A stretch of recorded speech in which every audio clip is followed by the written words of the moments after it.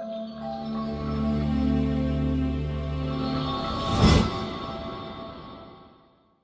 today's video, I'll be showing you briefly how to perform an outside thread on a part in Camworks. So, first thing we're going to do is we're going to go into our Camworks NC Manager. Create a mill part setup. Use a top face. Right click on mill part setup, and we're going to go into our 2.5 axis feature.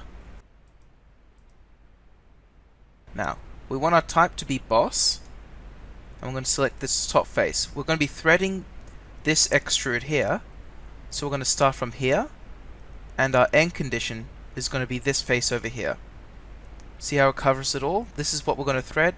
This is where our end condition will be, start condition, and hit OK. Now, next thing we're going to do is we're going to change the parameters, because we don't want its strategy to be finish. We want it to be a thread. We can also change the tool in our library if we want from any one of these. So select this, hit OK, and that's it. So from here we can generate our operation plan, generate our toolpath, and as you can see here, the thread is on the outside around this extrude. And that's it. Hope it helped.